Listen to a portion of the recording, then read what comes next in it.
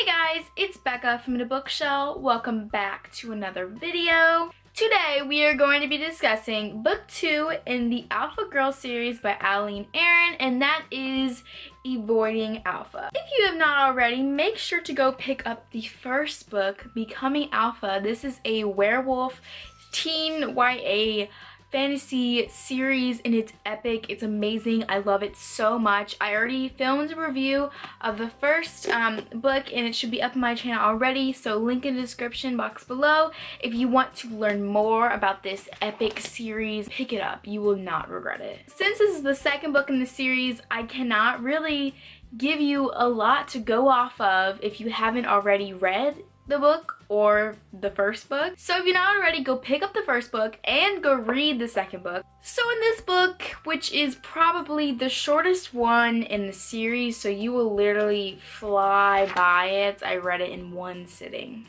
Tessa is still adjusting to the fact that she has become a werewolf. Her and Dastian are trying to figure out their relationship, but Meredith, who is quickly become one of my favorite characters in the series and is also Tessa's best friend and roommate, has become very ill. So in the first book we found out that Meredith, she has been cursed by witches and her wolf has been dormant inside of her. She can't shift, she can't do any of that. It's also quite depressing for her to not have her wolf be alive inside of her. One day, Tessa comes home to seeing Meredith puking in the bathroom, puking blood, and that's really bad. Her wolf is awakening inside of Meredith, but the curse is trying to push that back. If Tessa and the crew doesn't find out a solution to this, Meredith will die. That is all I can really tell you. If you haven't already, go and read this book. Seriously, like it's really good.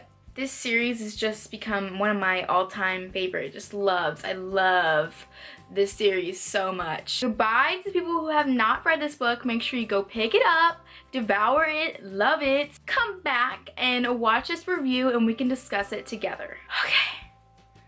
So, Meredith is really freaking sick in this book. This book is the shortest in the whole entire series. Although it was short, it was a very necessary book. We needed Meredith to, her wolf we just needed that out of the way. And I feel like this book set us up for the witches in the next book, because in the first book we are introduced that, you know, Tessa, she was going to be a witch. Like, she was going to be the leader of the coven. But because, you know, Dastian just, you know, decided to bite her. She's a werewolf slash witch, so she cannot take control of the coven. We met the coven leader in this book, Luciana. Major brat. Luciana is a mean lady. She would not help Tessa. She would not help Meredith. The reason why she cursed Meredith was, which was the question for a lot of us in the first book, was that Meredith was making out with Daniel and Luciana can kind of see the future, and she knew that somebody of her coven was going to be bitten by a werewolf, so she thought that Meredith was going to be the one to bite Daniel. So she went ahead and cursed Meredith, and yeah, it was actually Tessa. Tessa was actually the one that was going to be bitten by a werewolf, but you know.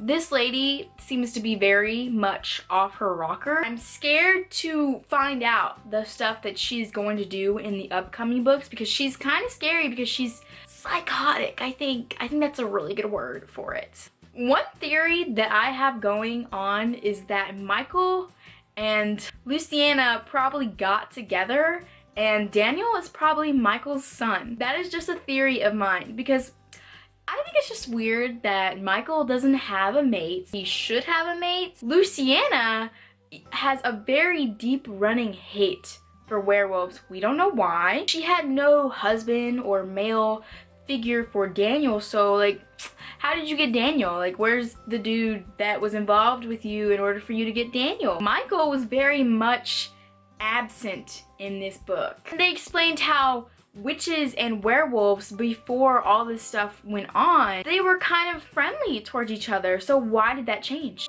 You just watch.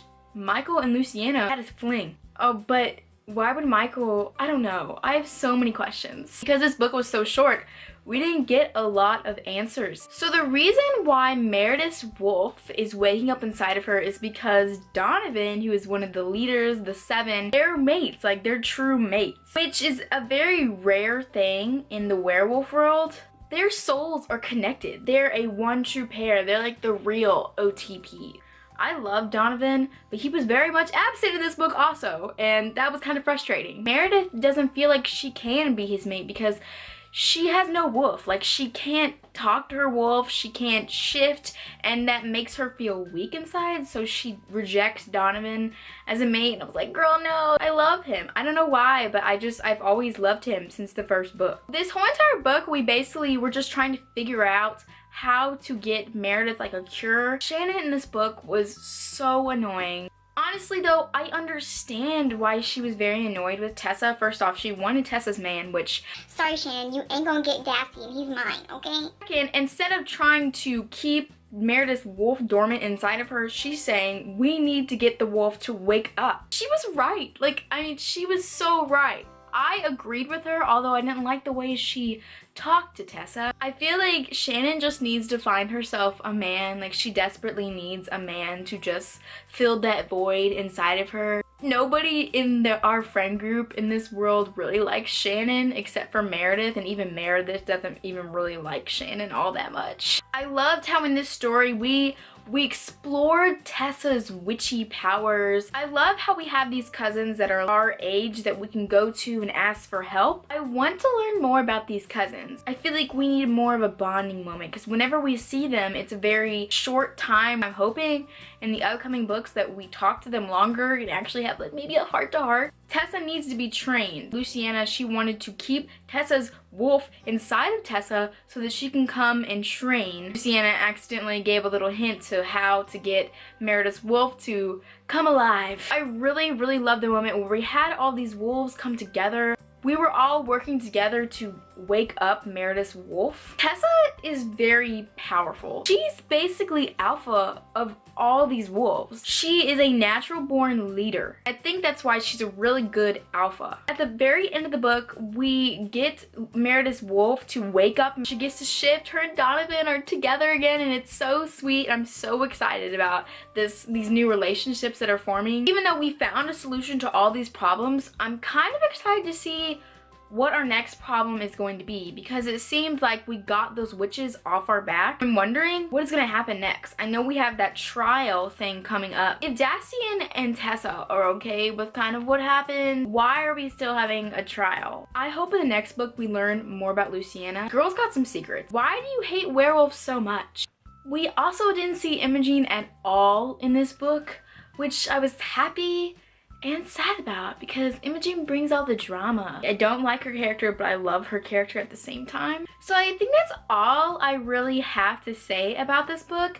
I know it's kind of short, but the book was pretty short in itself, but I think it sets us up for an even bigger plot. We now have the witches that are not really on our side. Tessa and Dacian have to get mated at the full moon. They need to have a mating ceremony, which is essentially them getting married. I don't think Tessa's ready for that. I'm anxious to see what she does in the next book when that comes up again. I enjoyed this book very, very much. I hope you guys enjoyed this book too. Make sure to leave a comment down below letting me know about your thoughts. Make sure to comment, like, and subscribe, and I will see you in my next video.